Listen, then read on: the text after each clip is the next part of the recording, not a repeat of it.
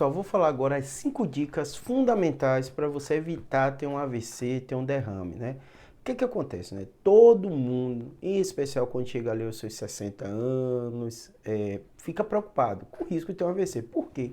É um dos problemas de saúde mais sérios, compromete a qualidade de vida, o paciente pode ter déficit para sempre, né?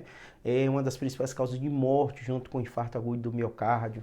E todo mundo fica preocupado, né? E como evitar? O que que eu posso fazer para evitar ter um AVC? Quais são os seus fatores de risco, né? Eu vou dizer os fatores mais relevantes e aí você vai entender no seu contexto o que você pode fazer, né?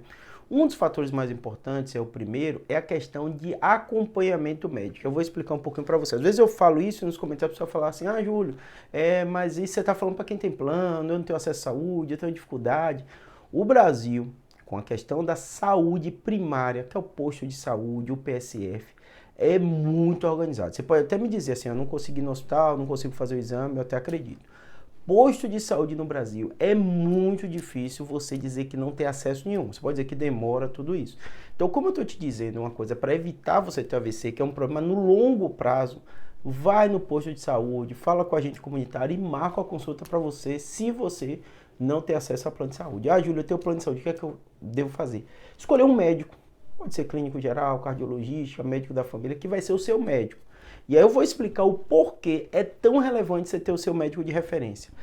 Independente da sua idade, né? Porque quando você tem um médico de referência, o médico de referência vai fazer todos os exames físicos, conversar com você, ver seus fatores de risco, sua história familiar, para justamente fazer a triagem e ver quais investigações você precisa ter.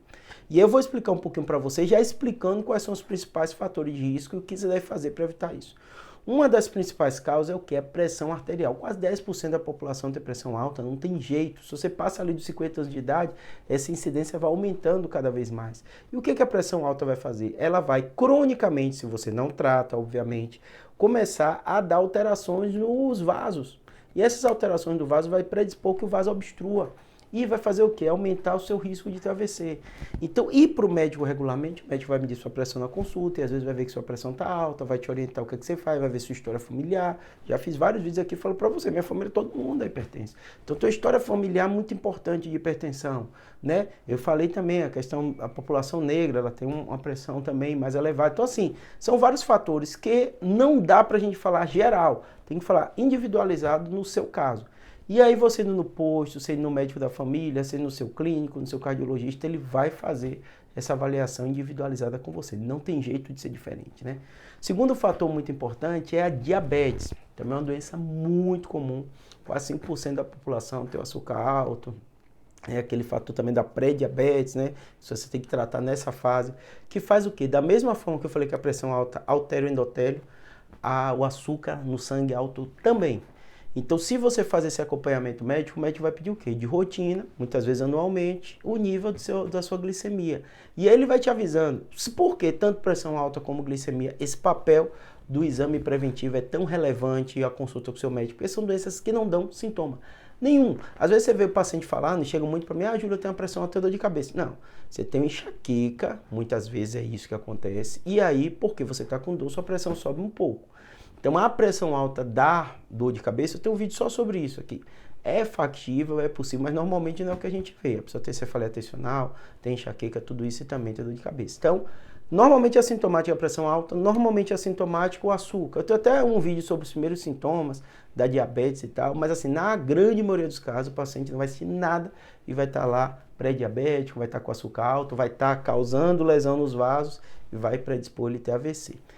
Esses vasos alterados é tanto cerebral, como cardíaco, como das carótidas. Então, esse é um outro fator muito, muito relevante, né?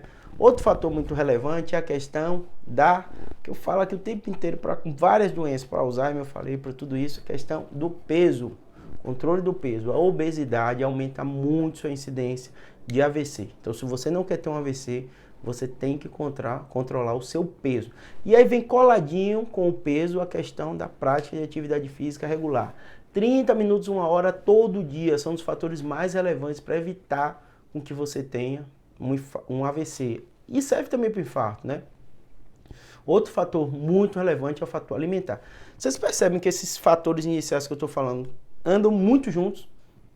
Por quê? Porque um acaba controlando o outro. Se você se alimenta melhor, que é agora o novo que eu vou falar, seu açúcar vai reduzir. Se você se alimenta melhor, sua pressão arterial também vai ser modificada. Então, assim, o que você vai ter que analisar como um todo é, na sua situação, qual o fator mais relevante.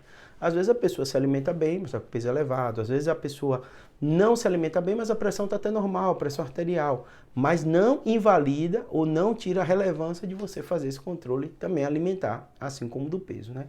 E o outro fator muito importante é a história familiar. Porque, normalmente, as pessoas que têm uma história familiar de AVC, elas têm uma incidência muito mais elevada de também ter um AVC. Então, se você tem uma história familiar, tudo que eu falei com você, o médico vai ter uma atenção maior. Então, a história familiar, ela é um dos carros-chefes, fator genético, né? Para você ver. Então, tem uma história familiar, como eu falei para você, de hipertensão na minha. Todo mundo tem. Grande chance de você ter também. Colesterol alto na família, você também tem uma chance de ter, né, que é outro fator que a gente tem que controlar, assim como açúcar, assim como obesidade, assim como a prática de atividade física também. Então você percebe que as coisas andam todas juntas. Tem fatores que são não modificáveis, são esse genético, família, pressão alta a família inteira, pressão, açúcar alto, colesterol alto. Infelizmente você tem grande chance de ter também. Mas se você sabe o fator genético que é não modificado, você age no modificado, faz atividade física, controla peso, controla a sua alimentação e tudo isso vai ajudar. Vai resolver 100%? Não vai. Mas vai te ajudar e vai reduzir a sua chance de ter.